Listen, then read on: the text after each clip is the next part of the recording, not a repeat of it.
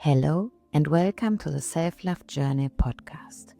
I'm so glad you're here because this is your space to explore the path from food cravings to freedom, heart-connected living, and shining your authentic light. I'm Kendra, your host and a heart coach.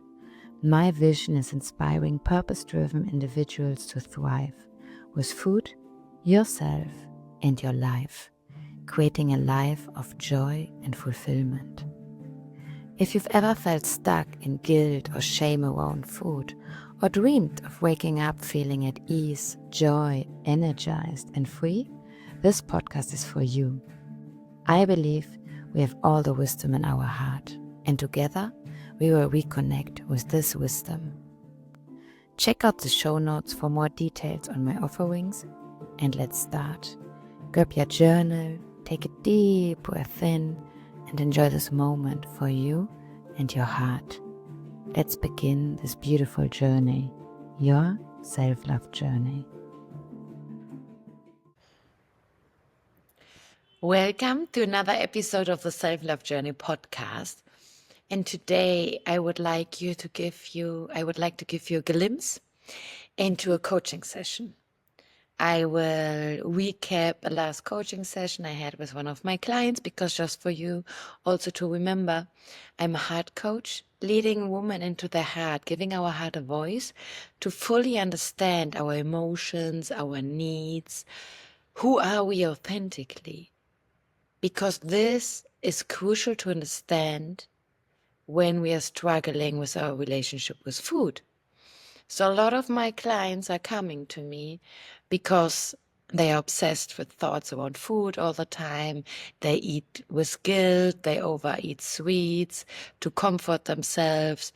They don't have a good relationship with their body and just desire to feel more at ease around food, be able to go to social plans and enjoy being with friends and a dinner, for example, or not being all the time in the autopilot, going to the fridge and not being able to stop eating, right? This binge eating, emotional eating, and just feel more fulfilled in life, taking care for ourselves, nourishing us and following our intuition becoming our most authentic version.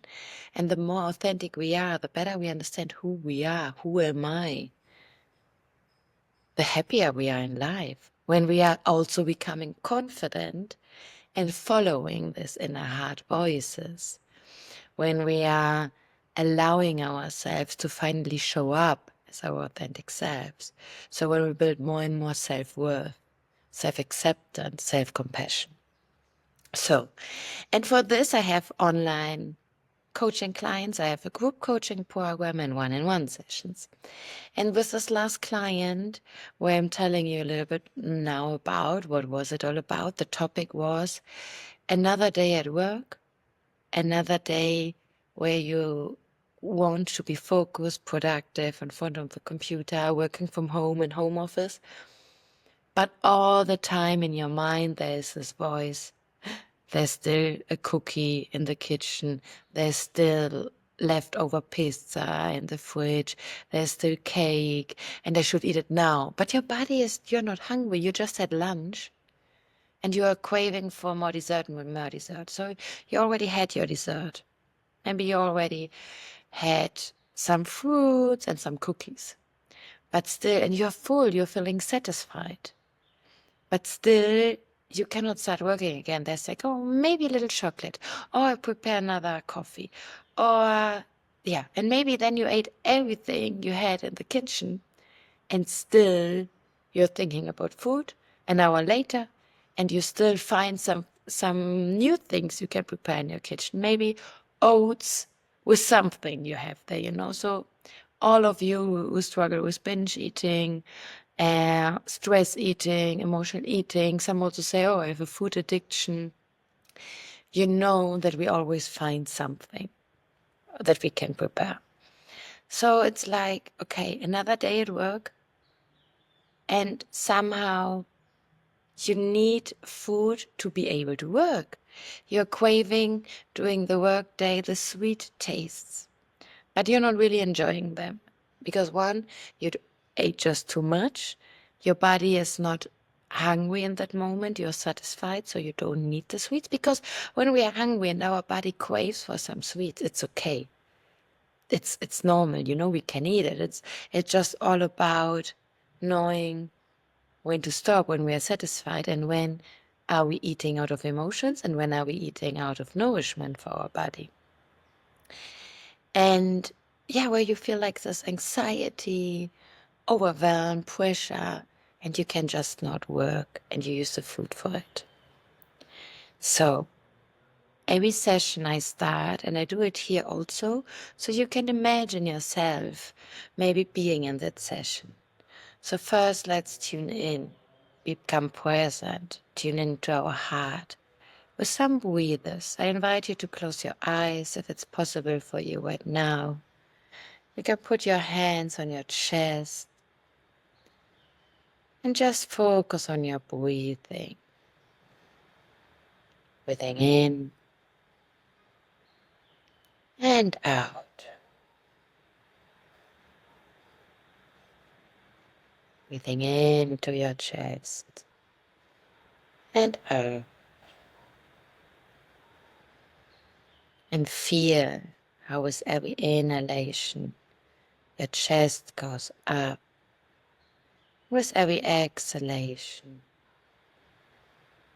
your chest goes down and you become more calm, more present.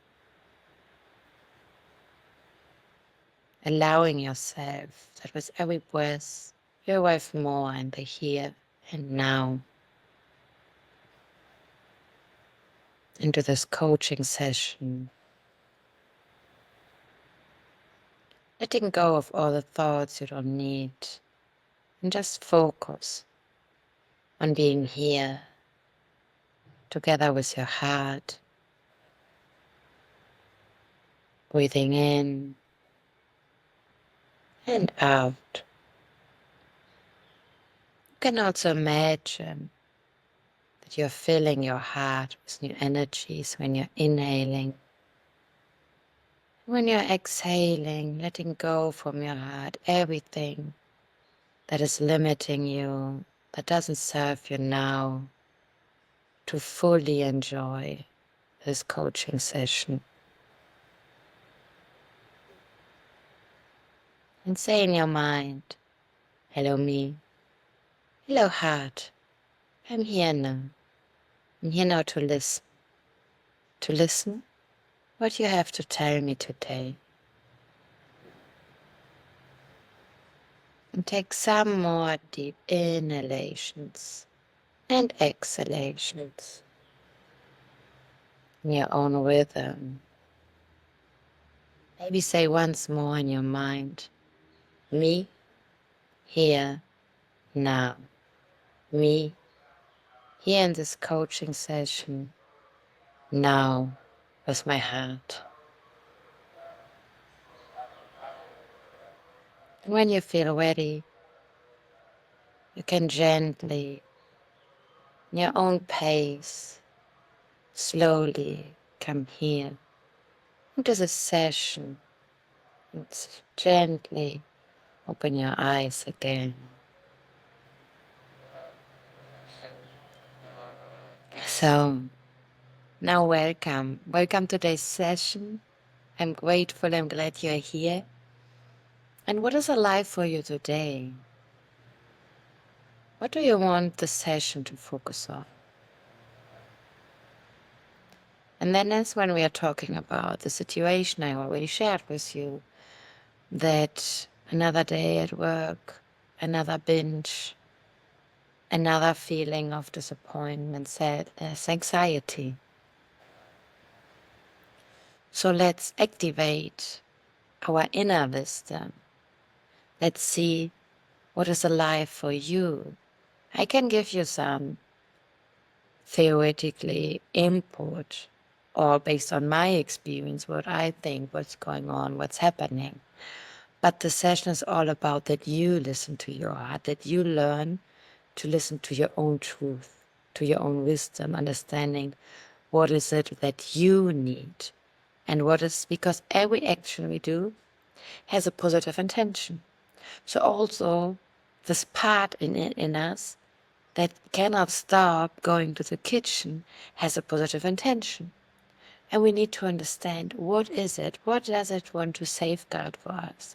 What does it want us to protect for? Just when we know its truth, just when we communicate with this, we can understand it truly, we start accepting it, and then we can integrate and change it. So then is a moment where I guide you into another kind of meditation. We are talking together with the eyes closed. I guide you into your heart. And our heart, we can visualize like an inner world, someplace in nature. You maybe know already, or it's a new place. And this client was sitting in a flower field. When we are going, closing our eyes and imagine, we are opening the door into our heart. We go in, and then there we are sitting in this flower field, this inner safe space where we can listen with compassion, openness, where we can allow ourselves to silence this inner critic, this inner judge, where we can understand what is coming from my heart and what is my mind telling me.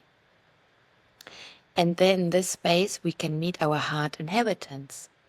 And the heart inhabitants is my coaching methodology inspired by internal family systems, six-step reframing from NLP. In that team there are several. And it's all about meeting there and having a dialogue, communicating with our inner parts that we can visualize as little figures and maybe personifications of ourselves, maybe animals, maybe subjects, objects that our heart is showing us, with which we can start this dialogue. So we are sitting there in this inner world and inviting our heart to help us, support us, to understand the situation where we want to work, but we just cannot. We feel overwhelmed, we feel stressed, and we always go into the kitchen to eat more and more and more, and numbing our feeling of stress, of overwhelm with food. So then we invite our heart to show us these parts that are responsible for this behavior, these parts that want to tell us something today. Because it's like also peeling like an onion, layer by layer. We need to understand. So, and then we see a light coming towards us. And in this light, we start seeing this part. Or maybe sometimes more lights come, one after the other.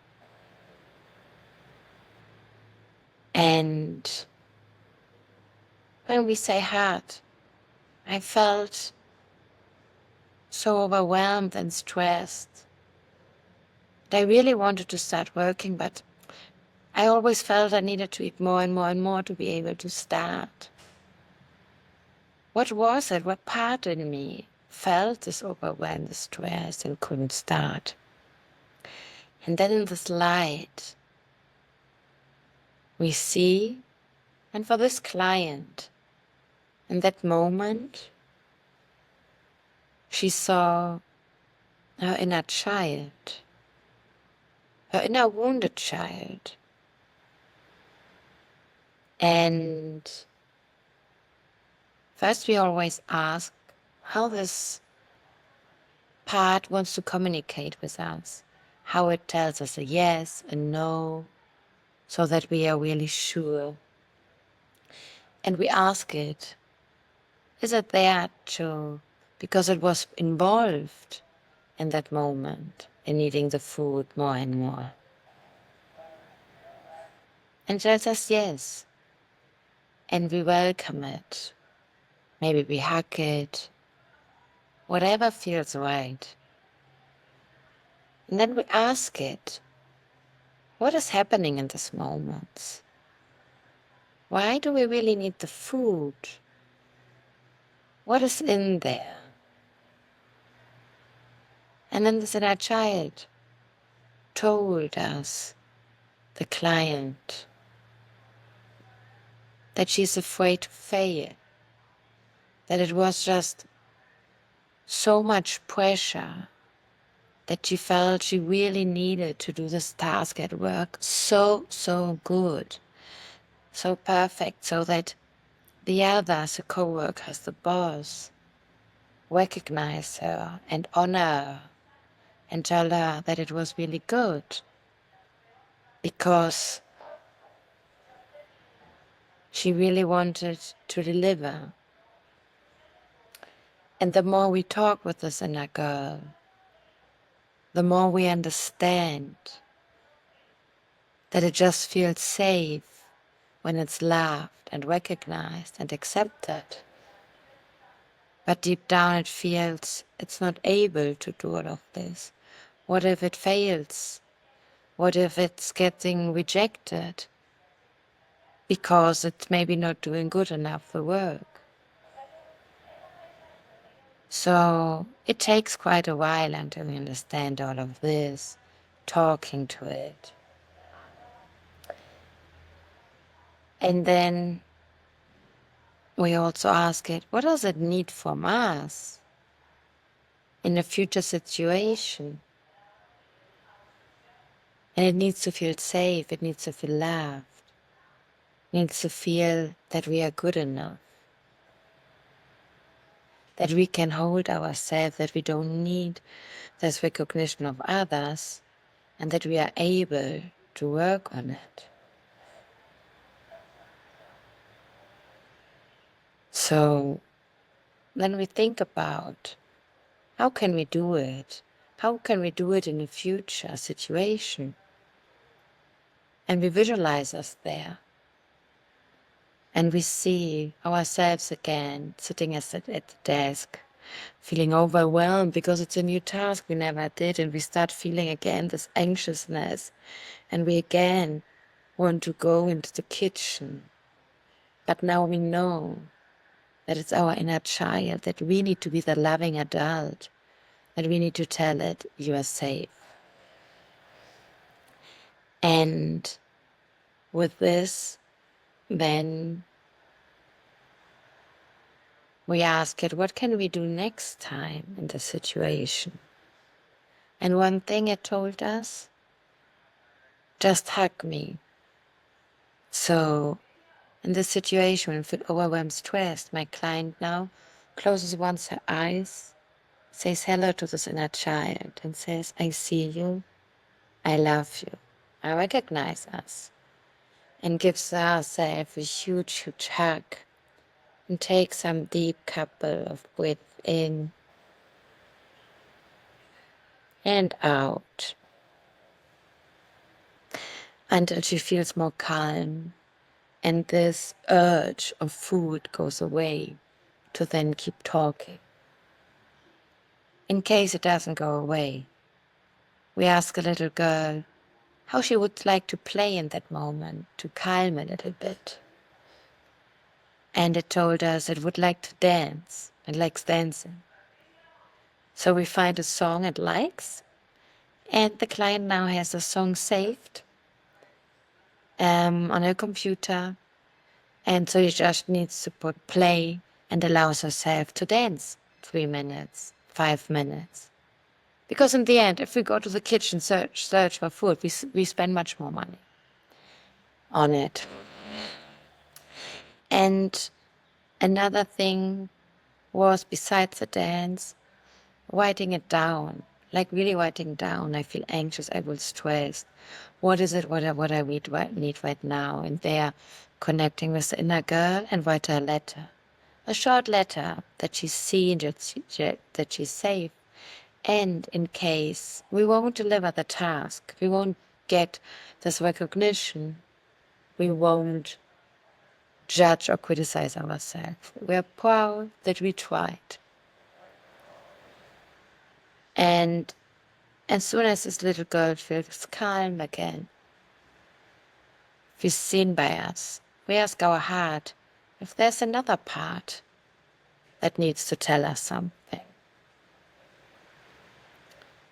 And again, showing like the situation. We wait and see if there's another part coming, if there's another light coming that wants to communicate us something, that wants to be seen. And then they came in that moment, a fork. And it's like a fork that looked like more like brown, dark, not this green nice fork when you get like a prince and get kissed. It was one that looked like a little bit angry, but super stressed. It had like the sweat in his face. And we asked it, what does it want to tell us? What is it representing?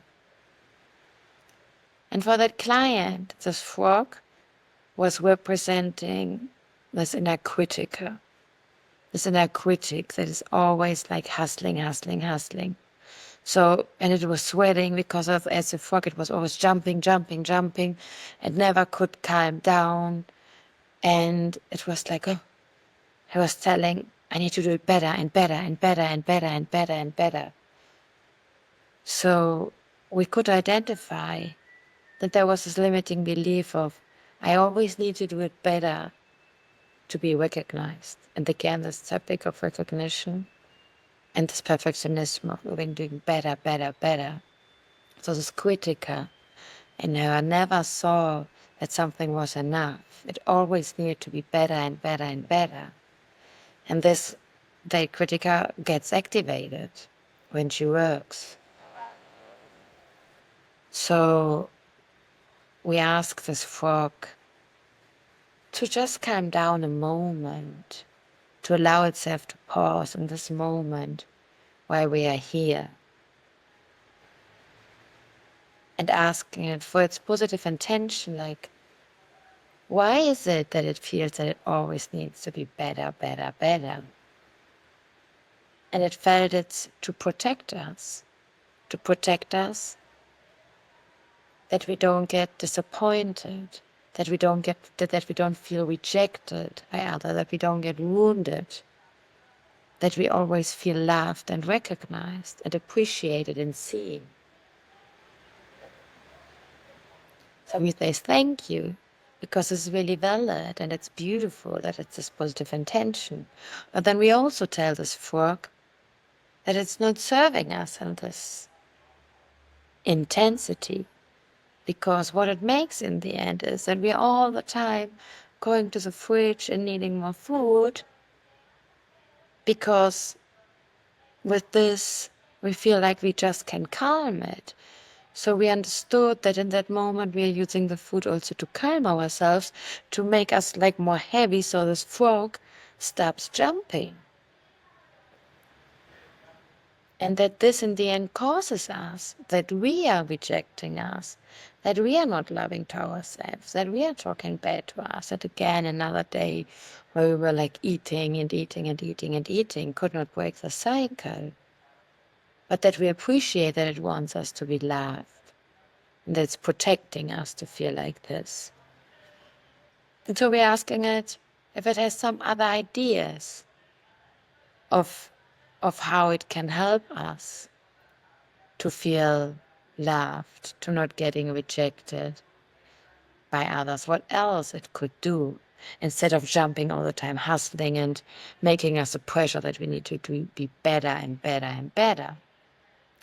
And sometimes this part style don't know the answer, because there's so much in it. Then we invite other creative parts to help us to get the idea. And this was the case for my client. So we invited like a creative part. And there came a painter.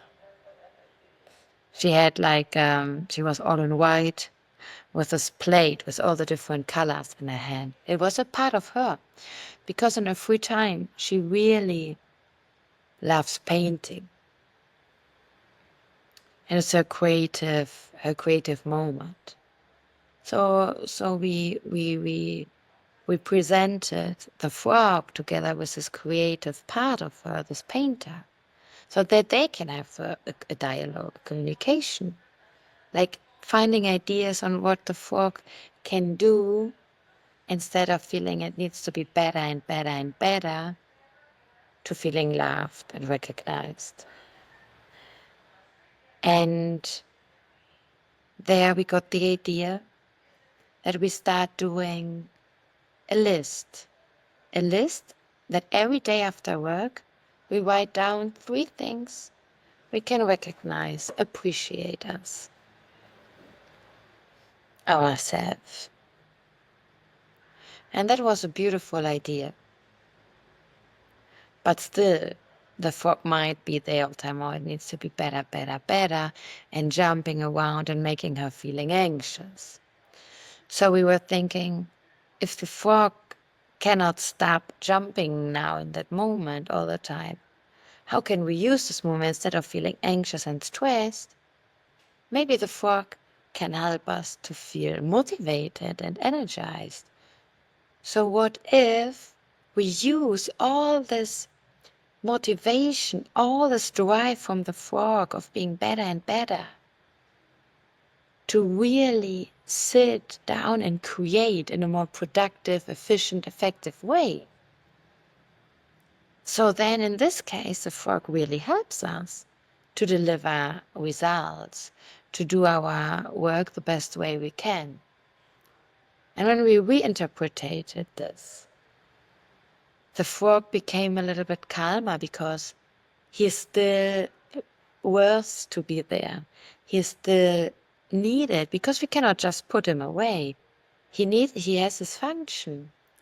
So now, whenever the frog is coming with inner critic, we use his jumpings as a way of, okay, let's motivate, let's go in, and we are able to do it.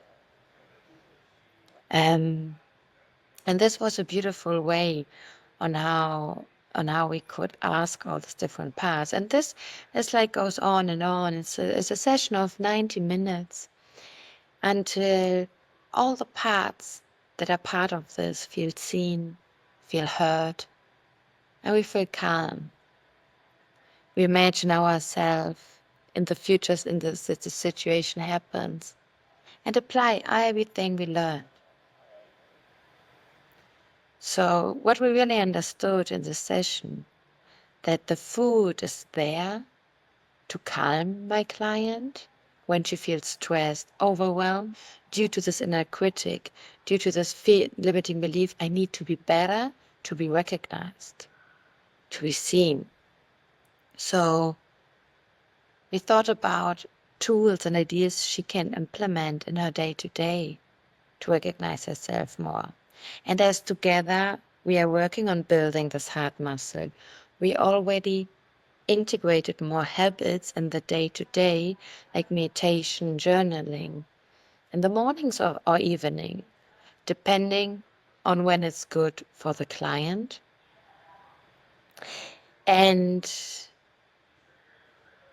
so I had a little internet issue. I repeat this because I don't know if this got recorded. So with this client, with all of my clients, I work first on integrating, building new habits, routines in our day-to-day that feel nurturing, not another to-do, but that in the day we can include, maybe in the morning, 5-minute journaling, meditation. So we were thinking, how can we include in this moment for ourselves to recognize more? So what we said is also what came from this creative part, the list. So every evening before going to bed, writing down 3 things she recognizes herself for.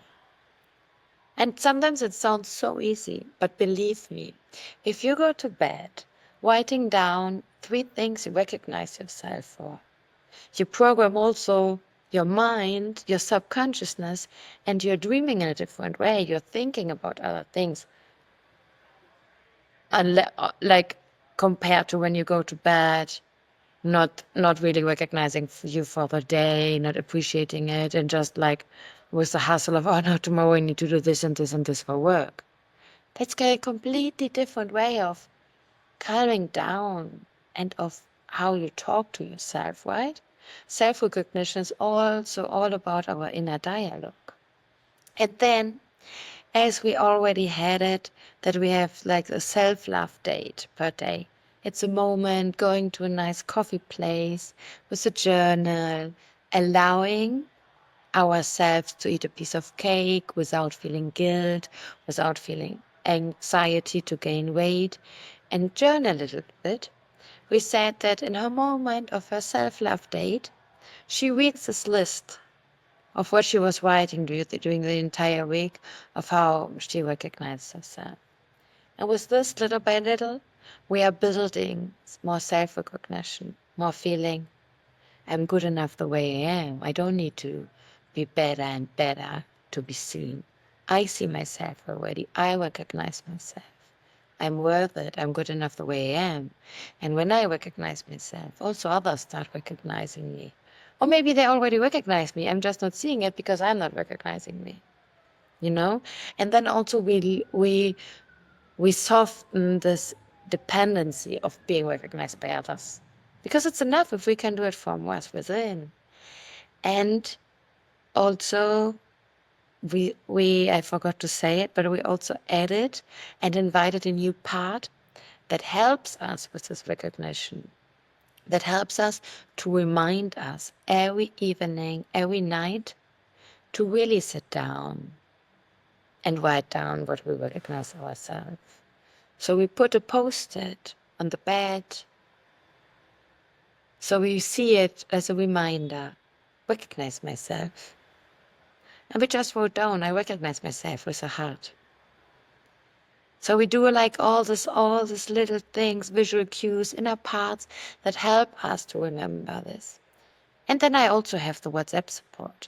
So I send, in the beginning, to build this new habit, little accountability, lovely reminder messages. Just a reminder to recognize yourself today before you go to bed. Or you ask kindly in the morning if you were thinking about it.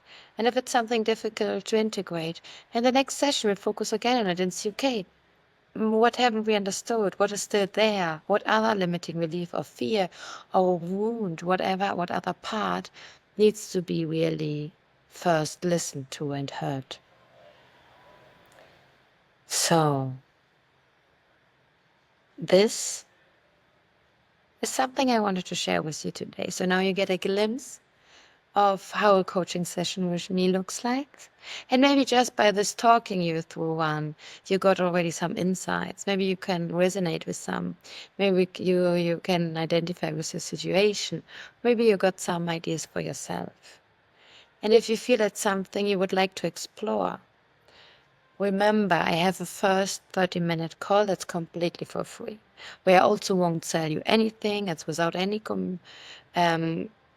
commitment. I just share you more about my story, about what I do, and it's basically listening to you.